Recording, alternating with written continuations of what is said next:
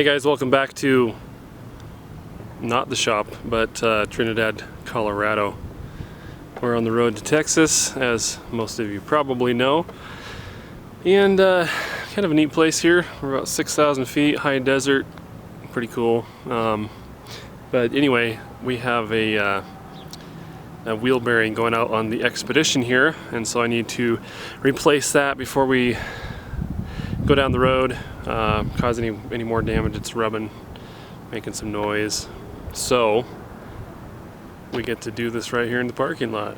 So since all my tools are packed up in the moving van, unfortunately, I should have left them accessible. Lesson learned. Anyway, I had to go buy just a few things: a 3/8 socket set, 1/2-inch breaker bar, and then I got an adapter so I can use those sockets too. An axle nut socket, bottle jack, a little bit bigger than the one I have, so it's nice to have a couple of those anyway. They're very handy.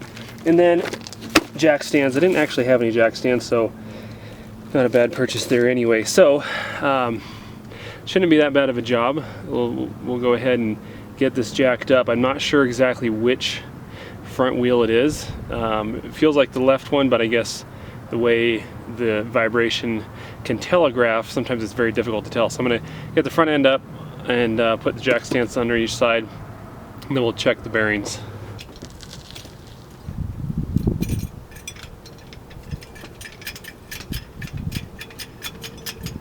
Alright guys, well, further adventures. I'm in the car heading south to Raton, I think that's how you say it, New Mexico, because I got the wrong bearing or hub assembly. I got the 6-hole or 6-stud configuration, and our expedition is the 5-stud configuration, and I should have double checked that. Unfortunately, nobody in town in Trinidad who's open today has the 5-hole configuration bearing assembly, and so I was able to find one in Raton, and it's only about 21 miles away. So I'm heading down there to get that. Okay guys, I have this front driver's side wheel jacked up a little bit so it's off the ground, and I can check to see how the bearing feels. This is the one I thought it was, and I think I was probably wrong,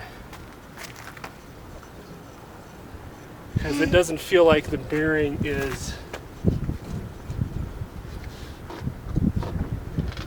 doing anything. Okay, you gotta come over here. You can't get in front of the camera. It feels pretty solid. Okay, I've got the passenger side jacked up now. Let's check this one. Oh yeah.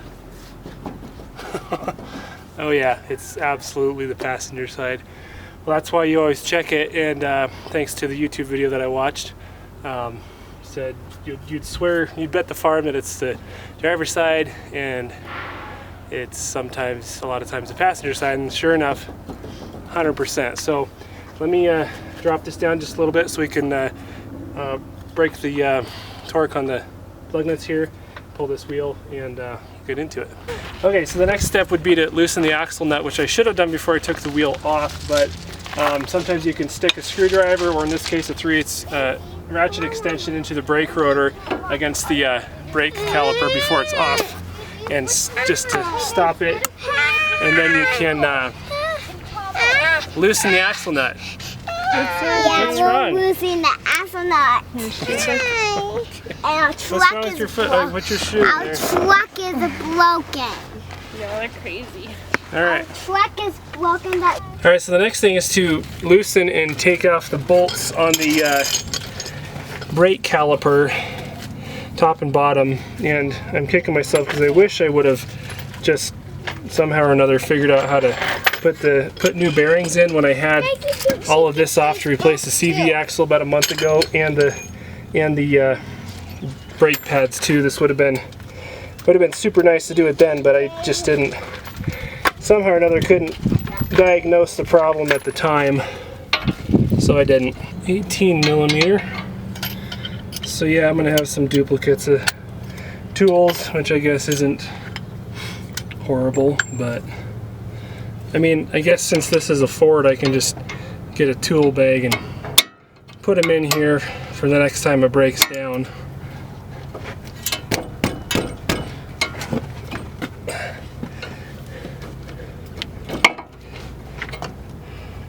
Okay, so we have the brake rotor off, the brake caliper off, and this is our problem right here. We're going to wash Addie's out. Are you okay with that? Are you okay with this? So there's 3 of these bolts back here. Looks like we got a storm blowing in here. Okay, so I did have to rotate the wheel to the left a little bit to get to this bolt, but they're all free now, so should be able to just ratchet them out.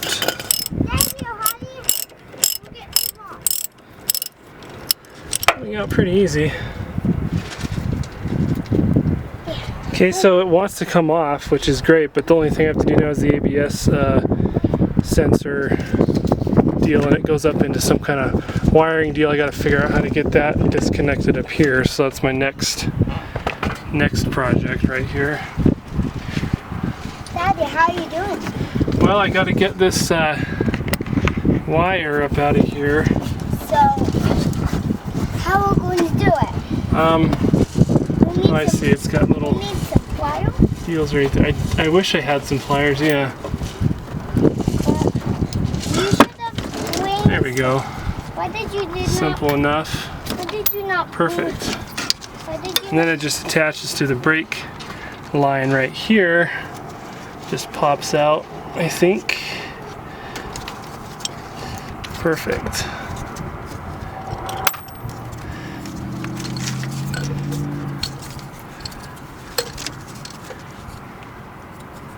Oh, there's another little bolt right there.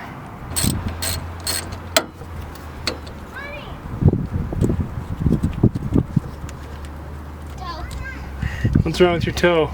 Look it. Oh, you stubbed your toe? Oops. Okay, so the hub assembly came right off, wasn't seized up in here or anything, so that's really nice. But as you can see, and we already saw this, but just to show you again, it's trashed. So that's definitely the problem. Alright, so now we just need to clean this cavity out, and bits of old steel in there too. Clean this out, and I guess you're supposed to put a little bit of grease in there again, and that just helps seal out the dust. It's not sealing any bearings or anything like that, but just keeps things cleaner, I guess, so that's good. Clean this all out.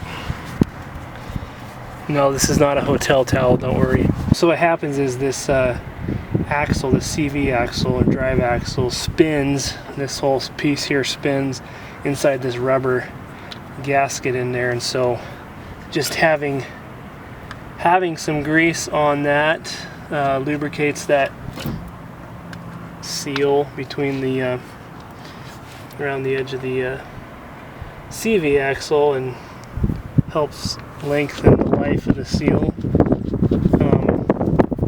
and keep dust out. So put some of that in there. I guess I didn't need white lithium grease, but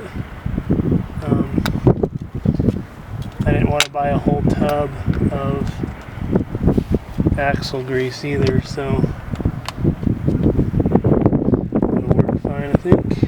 Alright, here's our new assembly, and of course you got to make sure that you put it back on the same way, which means put the ABS wire back where the first one was, not too hard. And of course, by contrast, you know, this has zero play in it, absolutely no play whatsoever. Hey, the lug nuts even fit. All right.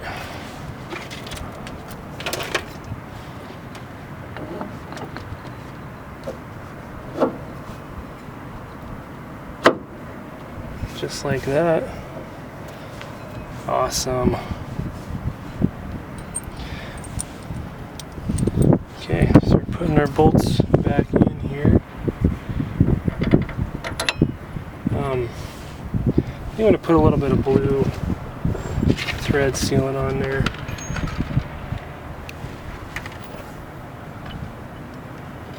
If I can find it, here it is. I don't know that it's necessarily necessary.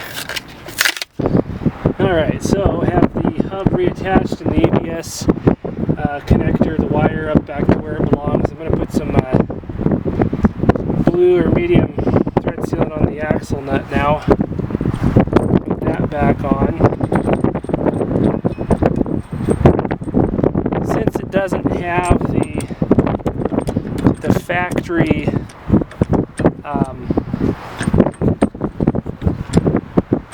castle,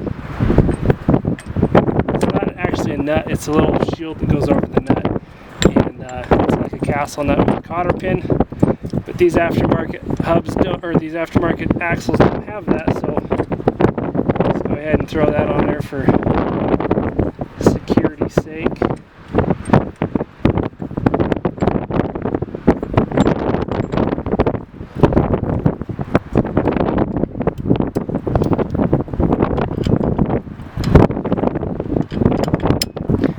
And got the dust shield back on here. Pretty much everything's just going back on the way it came off. Thankful for the cloud cover. It's not, I mean, it's not super hot because it's such high elevation, but the sun sure is intense. So as far as the bolt sizes and stuff on this project, these brake rotor mounting bolts are 18 millimeter. The hub bearing assembly mounting bolts, those are 15. What else? The little bolts for the dust shield are 8 millimeter. And the axle nut on this particular truck is, if you can call it a truck, might be a bit of a stretch, but it is a truck chassis. But anyway, it's a 35 millimeter. I know some of them are 36, and I don't know what the difference is or what determines that. It could be whether or not it's a 5 or 6 lug configuration. Maybe that's it. I don't know though. Okay, that's a beautiful sight. It's all reassembled, and I did go ahead and stick the 3/8. I did stick the rod in there, the brake rotors, to tighten the axle nut down some more. So everything's back to assembled, and all we got to do is put the wheel and tire back on, and we're good. There's no extra parts laying out here, so that's always a good sign.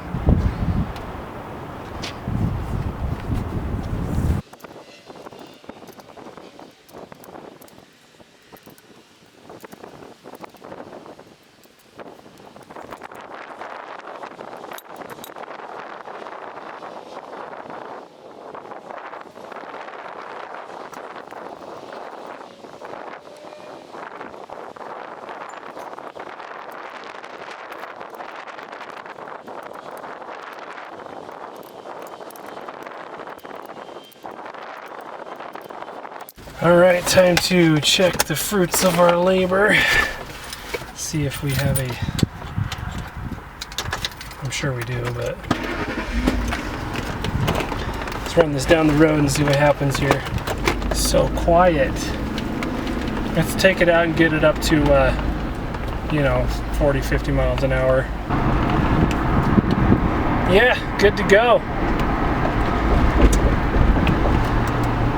Super quiet, everything's acting normal, don't have any warning lights, we're good. Alright guys, thanks for watching, hanging out on this little saga from Trinidad, Colorado. By the time you watch this, we'll most likely be in Texas, but anyway, appreciate you watching, we'll see you on the next video.